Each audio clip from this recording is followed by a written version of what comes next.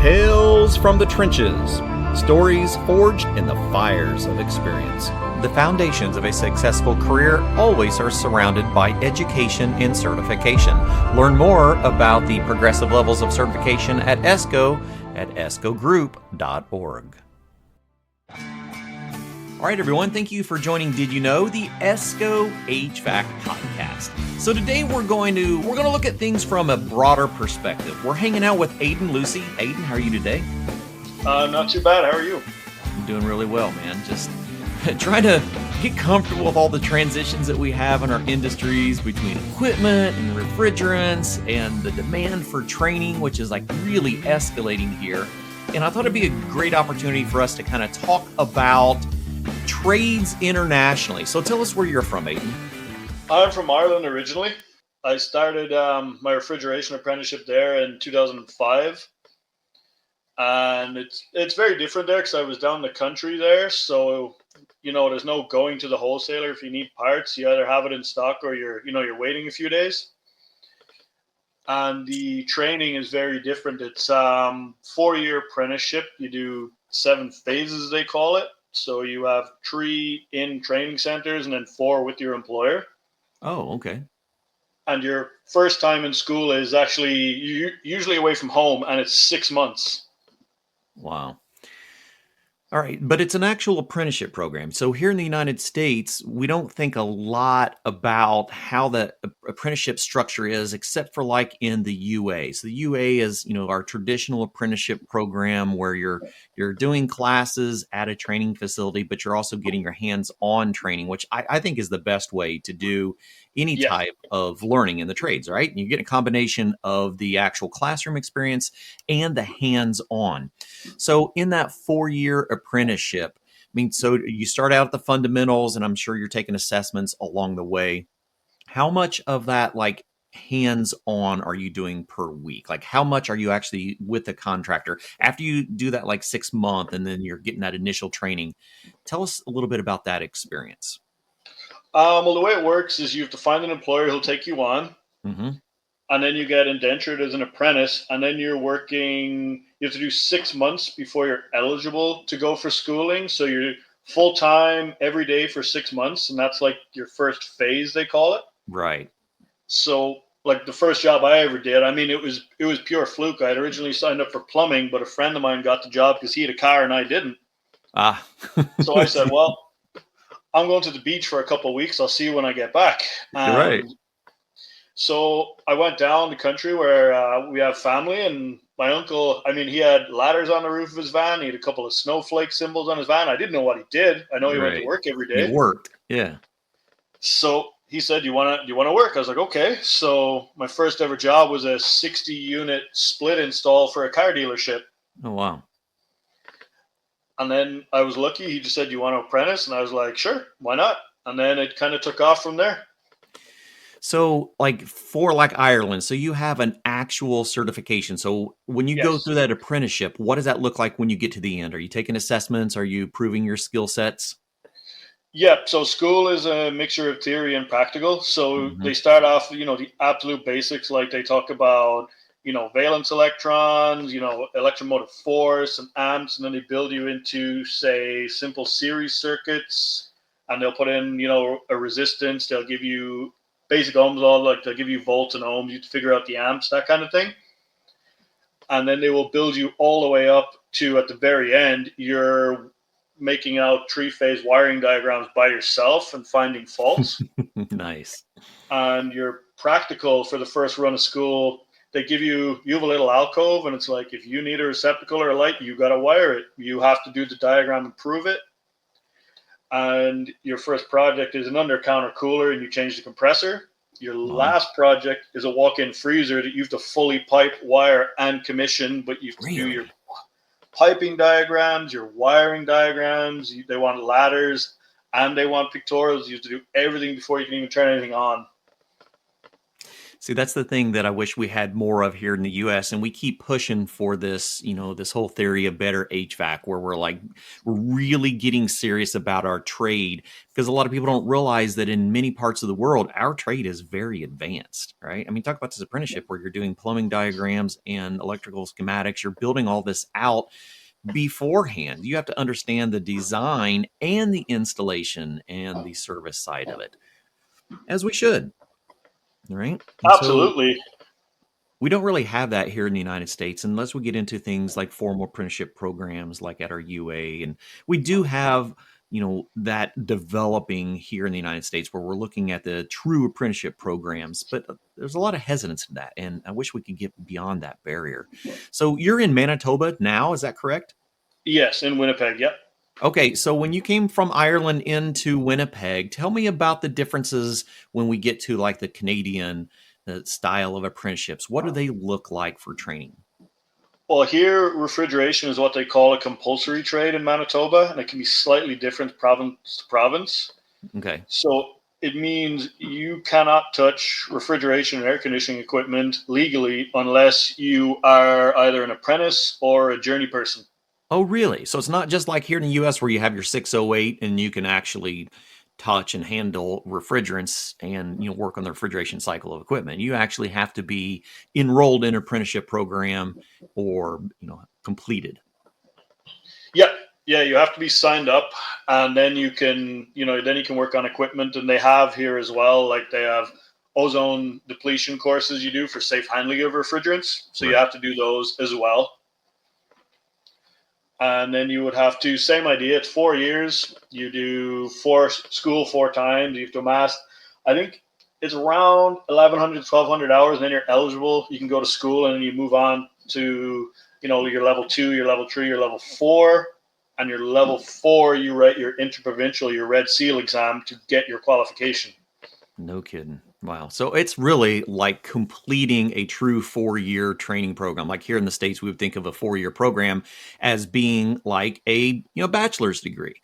But when we look at it from the trades, we don't ever really think about, like if you take a 4-year apprenticeship in the United States, you get done and it's like, okay, I've done an apprenticeship program and hopefully I've ended up with like an associate's degree. But when we look in places like in Canada and in Ireland, I mean, it really is the equivalent of a 4-year college degree. You're going through some pretty extensive training and certifications as well. Oh, absolutely. And it's very similar in the way, because I mean, the physics and the science are the same country to country. It's just laid out slightly different. But you're doing your commissioning sheets, they do the same ladder diagrams, and they do all those all the way up to series parallel circuits till your last one, when they actually dive into VFDs and capacitor banks and all the different types of motors and part winding start. Like they get really in depth and they just build your knowledge each time. Wow. Yeah. So it helps us get the perspective that, I mean, here in the United States, we're actually really behind the bar when it comes to the recognition and to the training and the apprenticeships that our industry really needs to have. And that was the big push they had here for Red Seal. So when you can pass your interprovincial exam, it's 125 questions. It's 70 and above is a passing mark. Mm-hmm. It's all multiple choice. But when you pass now, you can put the letters RSE, Red Seal endorsed, after your name, just, to bring some more legitimacy to it and make it stand out more. Yeah, makes sense. When we look at, say, if you're on like LinkedIn, someone who has a specialty certification, has a degree, then it shows that you have accomplished that skill set. And man, yeah, exactly. It's recognition for your your years of hard schooling, and you're also working at the same time too. Once you come out of school, because here it's 9 weeks each time you go to school. Except the nice thing they do here, since refrigeration and HVAC, you're working on gas-fired equipment as well. Yes. So you go to a rooftop unit. If you don't get a ticket, you could really, if you're looking at black and white, you should only be looking at the air conditioning. You shouldn't touch the heating. Oh. So what they do here is each level of refrigeration, you do a week of gas, and so they credit you your level 1 domestic gas fitter. So then you go back when you're done your 4 years of refrigeration, and you do a further 10 weeks, and you can write your red seal for domestic gas fitter. Oh, yeah, absolutely. It makes sense. I mean, You don't want to be working on a piece of equipment. Say I got a package unit that is air conditioning and it's heating. Well, if I'm not properly trained in both of those, I can't work on both halves of that piece of equipment. I need to be able to understand the theory, and I need to understand the design, the troubleshooting of a gas-fired appliance as well as a refrigeration cycle. And they are very completely different functions. Yeah, and it's very well done. Like all the instructors have passed the red seal. They've all worked in the field. They all know the code books inside out. And you do, like for gas, you do a lot of venting, gas pipe sizing. Then you do troubleshooting, and it's cool. They got like troubleshooting furnaces, so they can flick a dip switch and you have to find the fault. Yes. Or they'll give you a boiler and be like, here's a blank diagram with the components. Here's the boiler. Figure it out. Yeah. I think about the competency of, doing something like the red seal. Because like here in the United States, if you've went through a UA apprenticeship and you've actually got your journeyman license, you've validated, you've went through all these 4 years of training certifications. If you didn't take that path and you have worked your way up through the industry, like myself, so I did not take the union approach. I was non-union, and I went back for classes, and I took classes when I needed to learn something new, but I never actually ended up with a degree out of that. I have a lot of classes, but I don't have any certificate to show it except for like my 608 and my master electrician license. So it's difficult to be able to go to other jurisdictions and show what you've accomplished versus Right. a true 4-year apprenticeship like you. You took your apprenticeship in Ireland. When you came to Canada, how did they look at that 4-year apprenticeship that you did in Ireland in comparison to what the expectations were in Canada? They will recognize your hours because you have to have around 12 to 13,000 hours, and you can challenge the red seal, but the Yeah. exams are laid out very different.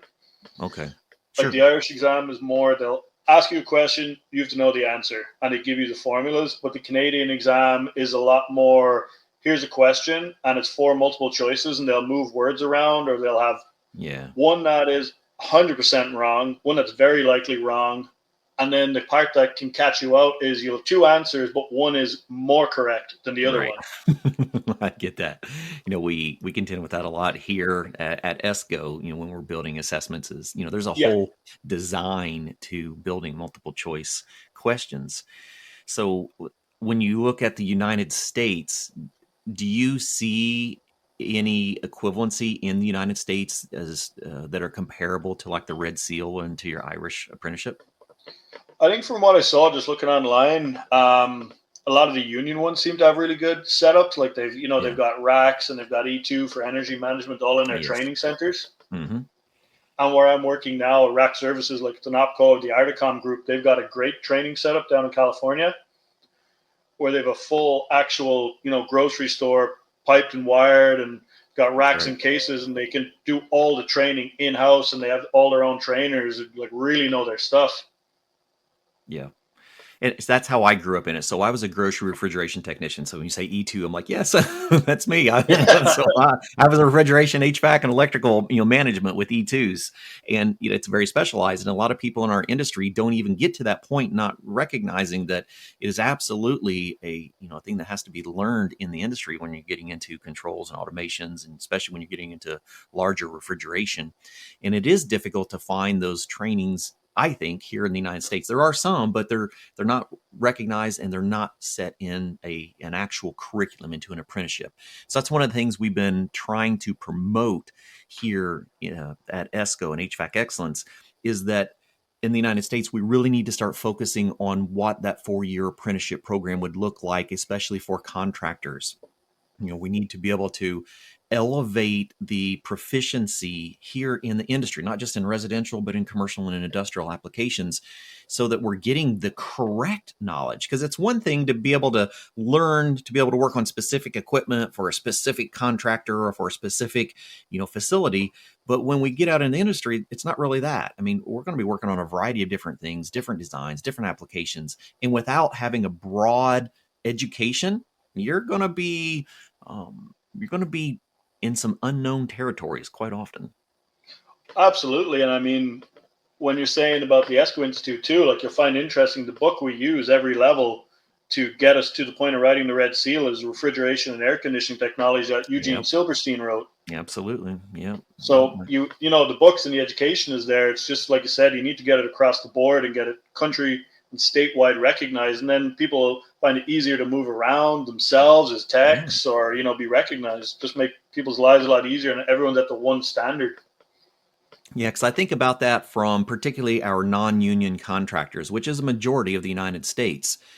If a technician is moving across the country in the United States and they go to another contractor and they're looking for a job, it's typically they're earning their merit based on experience, right? Yeah. What the resume looks like, how many years of experience. But I always keep preaching, well, how do you know that 20-year in the field technician has been doing the right thing for 20 years, or they've been doing the wrong thing over and over and over for 20 years, right? You've got to be able to, you got to evaluate, and you have to be able to know that person has been continuing their education.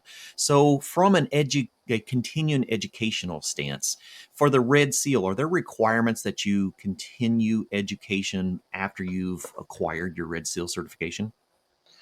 No, you don't have to there's nothing like NATE or hours you have to do to keep your accreditation, but you can keep going back and doing more Red Seals if you wish and doing more trades. Sure, absolutely. So it's not just like you get one certification and you're done. You actually can go back and respecialize in additional certifications. Yeah, like now in Manitoba, there's a big surplus of electricians. So there's a lot of electricians who are going back and doing 4 years and becoming refrigeration techs, which is great because then they have the electrical and they have the refrigeration side. Exactly. Yeah, and that's what I'm hoping we end up attracting here in the United States. We're looking at around 130,000 technician shortage in the HVAC industry. And we look at some of the other industries and go, well, hopefully we can attract other people. Hopefully we can start being, recognized as a higher skilled job than what most people realize that we really are. Because, when you start thinking about what we work on, there's a lot of critical environments that we work on. We provide services that, keep medicines alive. We provide services that allow food to be transported over long distances. We provide services that keeps the quality of air to a point where people can breathe. We have so many different aspects of our industry that are crucial, which we found, especially during the COVID-19 pandemic, that we realized that, we were declared essential workers. And so we really have this misperception in the United States of what our skill is. And it's nice to see that other countries have recognized that you really do need to go through a formal training program and be recognized for your accomplishments along the way. Oh, absolutely. And I think they need to push the people too, is it's not just a job and a career, like it's a lifestyle. Like I've moved I went from Ireland to Vancouver, then I came from Vancouver to Manitoba, and like I've been driving on the ice roads and getting the service calls and driving over frozen rivers in the middle of winter, and I pull in the side of the road to make sure I got enough of everything. There's bears popping out of trees beside me. Like you're going to see and go places. Like it's amazing. I had one Friday where I was fixing an ice cream machine, and I was talking to a lady while I was there, and then the next day I had the parts. I'm like, do I want to go back this late in the day? And I'm like, well, maybe she'll be there and I'll talk to her. And now we're married and have 2 kids. Isn't it amazing? And if I hadn't gone back that day, she wasn't working a day shift for 6 months. So like the trades can really take you places if you just invest in yourself and just go for it. Yeah, I always like to be able to point that out to new people who are looking at our industry as, potential career, that, when you take that first step into learning our industry, just be aware of all of the opportunities that there are. It's not like you're just going to be working on residential air conditioners or residential furnaces. There's so many new opportunities and, high-end technology and places that you'll go to that you've never dreamed, as long as you push yourself, take those initiatives to train and to get certified and be open to new experiences. So let's think about from like the junior apprenticeship or, going into the trades in that first year. What was it like in Ireland when you went in? Was it nervous? I mean, tell me what the atmosphere is like on that first year of learning. Well, you find out refrigeration is a trade because you had no idea what it was before. You just knew your fridge was cold. Yeah, exactly. Opens up your perception. Yeah, you've no idea this is a thing, and So I'd say it's definitely very daunting. You take cover off a mini split and you want to make sure you're flaring a pipe right, and you're like, well, I can't even spell flaring yet, so this should be interesting. Yeah, exactly. Definitely a lot of learning. You're being introduced to, okay, I got to get pipe from A to B. How do I do it? And they're like, well, go grab some rod, go grab some hangers and some cable tray. And you're like, okay, what is all of that? Right. And then what can be daunting for people is, like, I was lucky, I had very good journey people at the time. I never had one I came up and I was treated, not great, and I'm going to pass that on instead of breaking the cycle. Like, I was lucky, things are explained, and, it's kind of show you once and let you run. Yeah. But there's definitely, because it's a smaller country and a smaller market, like, because I never worked in Dublin in the capital much, so I can't speak to that. It was more down the country, so I could be working on a beer line cooler, then you could be on a walk-in box, and then you could be fixing a soup hand blender in the afternoon. Yeah, exactly. So it's very, very broad, but the training is very good, and the industry is definitely growing over there a lot. They're starting to do a lot more trade shows and conferences and bring it on, kind of get like the AHR level. Yes. Yeah, absolutely. But it's definitely, very different. Like, here, if you need something, you just run to the wholesaler in town, one of the 5 or 6 that are there, right? You don't have that option. Yep. I find it very interesting when we start talking about, our industry in different countries and the similarities and the differences. So this is really interesting to see the different side of, the expectations. I mean, think about that. A smaller country that has more requirements and training than what we would have here in the United States. And I think that says a lot about how much more we need to push our industry and progress our industry to make it more appealing for the younger generations and to help break that stigma that it's not just a dirty career, that it is absolutely an opportunity to work with your hands and to change the world around you and provide services to your community. And it's a great place to be. I've absolutely enjoyed my journey. Oh, yeah, like you said, like, I've been in so many, crazy old buildings downtown and crawl spaces under government buildings, and like you really go and see some cool stuff, or, into the football stadium before it's open for opening day, and you and 3 other people in there, and you're getting to see all the places no one gets to go. Like, you'll see some great stuff. Yeah. In my younger days, I had all the free ice cream and beer a young man could ever want. Oh, exactly. You live the dream, right? Well, it's there. That's right.